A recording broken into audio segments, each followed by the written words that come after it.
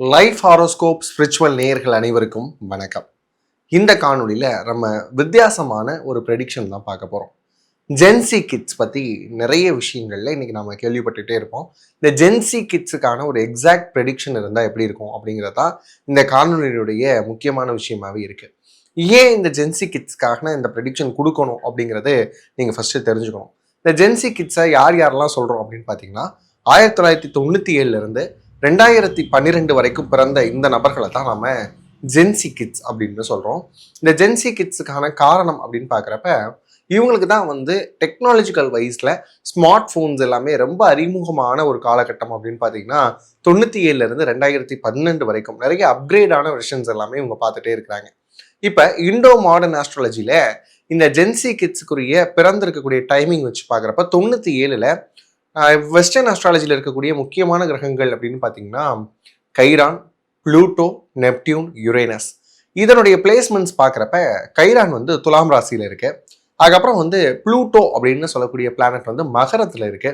Neptune பார்த்தீங்க அப்படின்னா கும்பத்திலையும், Uranus மீனத்திலையும் இருக்கக்கூடிய விஷயத்தையே பார்க்குறோம்.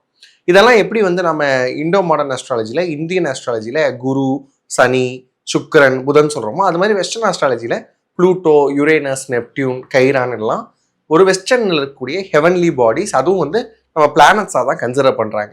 இப்போ இதை வச்சு பார்க்குறப்ப துலாம் ராசி அப்படின்னாலே டெக்னாலஜி ஓரியன்டான ஒரு விஷயம்.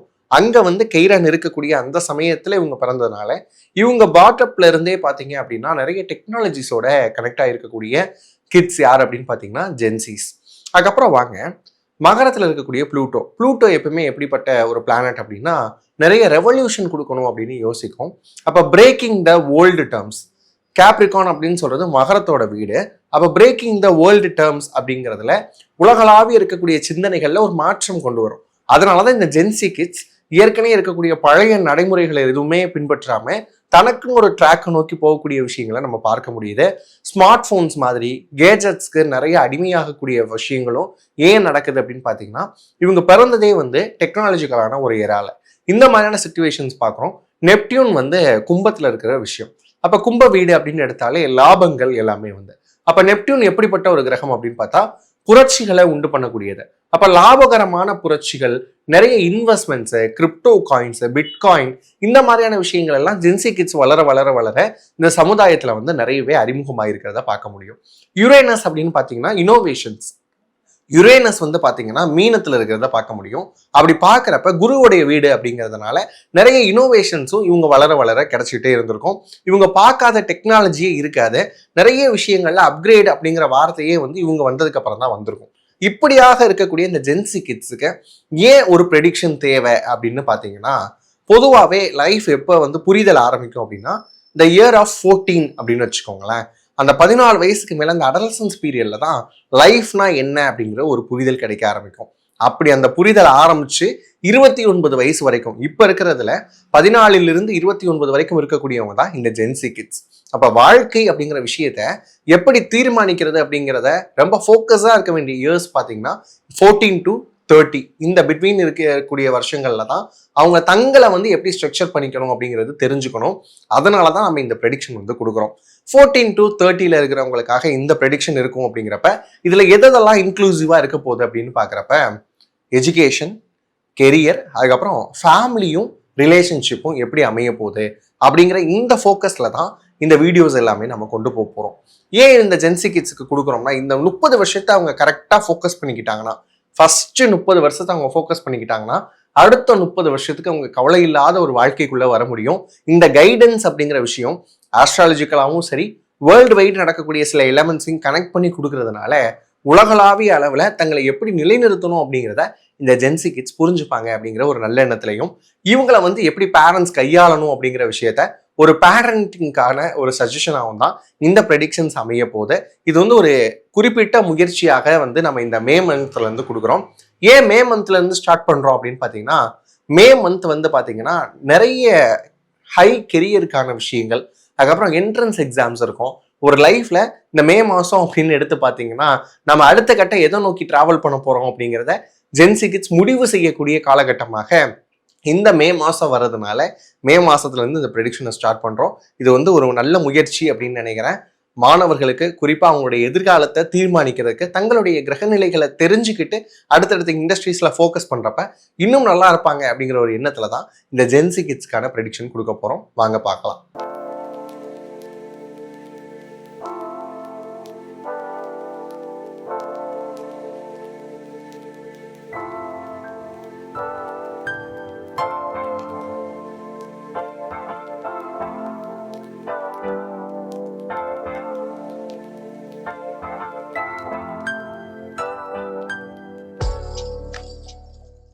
கடகத்தில் இருக்கக்கூடிய ஜென்சி கிட்ஸ் இந்த மாதம் மே மந்த் எப்படி இருக்க போகுது அப்படிங்கிறத ஓவராலாக பார்க்குறப்ப ஒரு மாதிரி 50-50 அப்படிங்கிற ஒரு ஆங்கிளில் நிற்குது.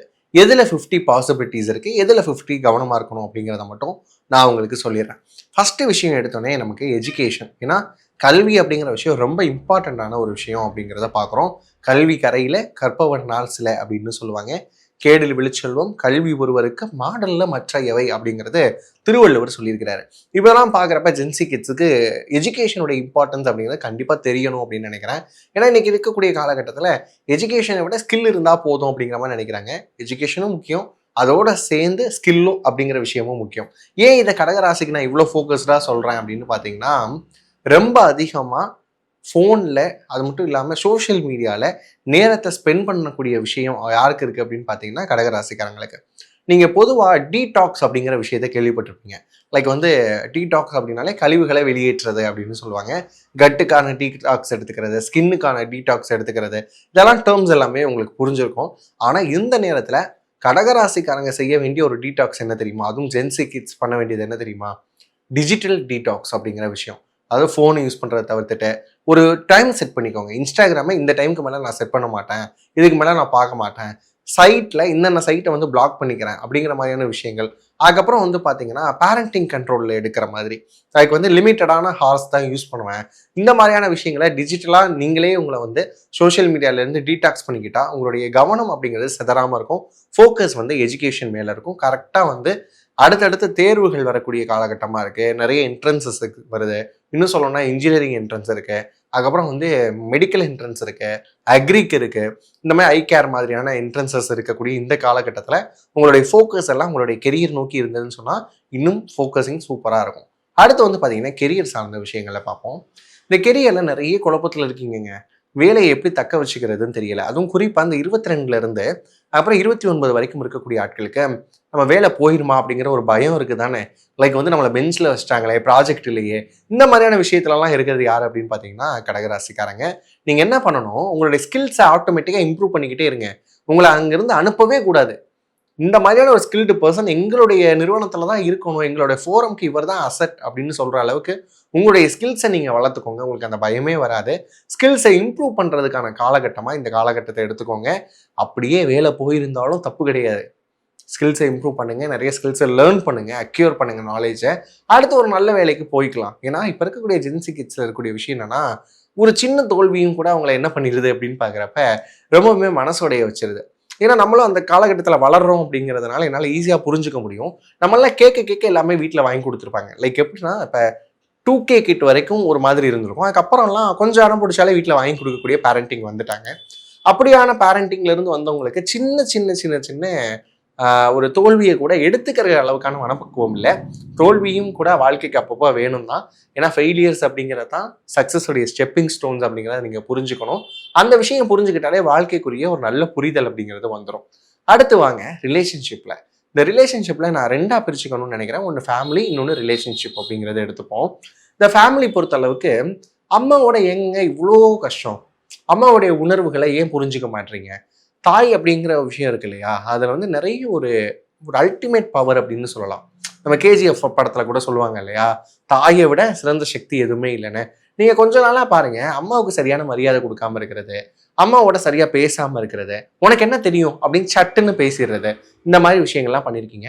இனி அதுலேருந்து கொஞ்சம் வெளியே அம்மா என்ன சொல்கிறாங்க அப்படிங்கிறத கேளுங்க. நமக்காக இருக்கக்கூடிய ஒரே ஒரு ஜீவன் அப்படின்னு பார்த்தீங்கன்னா அம்மா தான். ஏன் அப்பா இல்லையா, மற்ற ரிலேஷன்லாம் இல்லையான்னு கேட்டால் அப்படிலாம் கிடையாது. அம்மா மட்டும்தான் கரெக்டாக நம்மளை பற்றி வயிற்றுல இருக்கிறப்ப இருந்து இப்போ வரைக்கும் கரெக்டாக இவன் நேரத்துக்கு சாப்பிட்ருப்பானா அப்படின்னு யோசிக்கிறது. சும்மா சொல்லுவாங்க இல்லையா, ஒருத்தர் வெளியே போயிட்டு வர்றாரு அப்படின்னா கையில் என்ன கொண்டு வராங்க அப்படிங்கிறத மக எதிர்பார்ப்பா.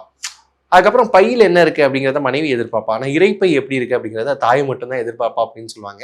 அப்படிப்பட்ட தாயோடு இருக்கக்கூடிய ரிலேஷன்ஷிப்பை நல்லா வச்சுக்கோங்க. மதருக்கும் உங்களுக்குமான பாண்டிங்கை டெவலப் பண்ணுறதுக்கு பாருங்க. ரிலேஷன்ஷிப் வருவோங்க ரொம்ப மோசமாக இருக்கு. நிறைய நேரத்தில் நம்மளே என்ன பண்ணிக்கிறோம், நிறைய ஜெலஸு, பொசசிவ்னஸ் இதெல்லாம் வந்துடுது. ஒரு பொசசிவ்னஸ்க்கும் அதை தாண்டி இருக்கக்கூடிய டாக்ஸிசிட்டிக்கும் சின்னது தாங்க வித்தியாசம். நம்ம நினச்சிக்கிறோம் நம்ம பொசசிவாக இருக்கிறோம் அப்படின்ட்டு. ஆனால் அதை ஃபேஸ் பண்ணுறவங்களுக்கு தான் தெரியுது அது எவ்வளோ பெரிய டாக்ஸிசிட்டி அப்படின்னு சொல்லிட்டு. அதாவது கடகராசியில் ஜென்சிஸ் இருந்தீங்க அப்படின்னா இந்த மாதிரியான விஷயங்களுக்குள்ள இருந்தீங்க. இல்லை இன்னொரு கேட்டகரி இருப்பாங்க. லைக் வந்து எமோஷ்னலாக லோவாக இருக்கக்கூடிய கேட்டகரிஸ். அவங்கெல்லாம் கொஞ்சம் என்ரிச் ஆகக்கூடிய ஒரு காலகட்டம் அப்படின்னு பார்க்குறோம். ரிலேஷன்ஷிப்பில் நீங்கள் தான் கவனமாக ஹேண்டில் பண்ணணும். ஏன்னா ரிலேஷன்ஷிப் கடகராசிக்காரங்களை பொறுத்தளவுக்கு ஒரு கண்ணாடி பாத்திரம் தான். அதை மட்டும் ஃபாலோ பண்ணிட்டீங்க அப்படின்னு சொன்னால் எப்படி ஹேண்டில் பண்ணணும்னு தெரிஞ்சிருச்சு அப்படின்னா யுட்டென்சில்ஸ் அப்படிங்கிறதா இருக்கட்டும், வாழ்க்கையோட யூட்டிலிட்டியாக இருக்கட்டும், ரெண்டுமே நல்லா இருக்க போது அந்த மாதிரியான ஒரு காலகட்டம் தான் இது. அப்போ இதை இன்னும் கொஞ்சம் என்ஹான்ஸ் பண்ணுறதுக்கு கடகராசிக்காரங்க என்ன பண்ணணும்? நீங்கள் செலினோஃபைலாக மாறிடுங்க. செலினோஃபைலாக என்ன? நிலவை பார்த்து ரசிக்கிறது, நிலவுகிட்ட நிறைய விஷயங்கள் பேசுறது, நிலவுகிட்ட உங்களுடைய மைண்டில் இருக்க விஷயங்கள்லாம் ஷேர் பண்ணுங்கள்.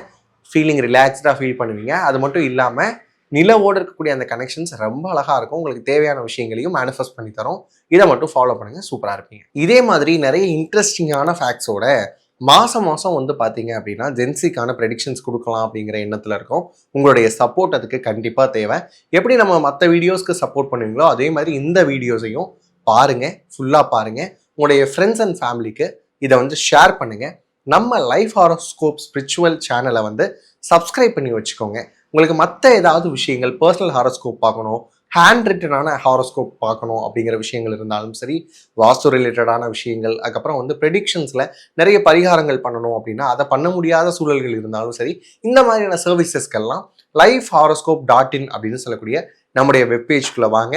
உங்களுக்கான எல்லா தெளிவான விஷயங்களும் ஒரு ஜிபிஎஸ் ஃபார் த லைஃப் அப்படிங்கிறது நம்முடைய பேஜில் அவைலபிளாக இருக்கும். இது மாதிரியான இன்ட்ரெஸ்டிங் ஃபேக்டரோட அடுத்து உங்களை சந்திக்கும் வரைக்கும் உங்களிடமிருந்து விடைபெறுவது நான் உங்கள் இண்டோ மாடர்ன் ஆஸ்ட்ராலஜர் பாலுவானந்த். நன்றி, வணக்கம்.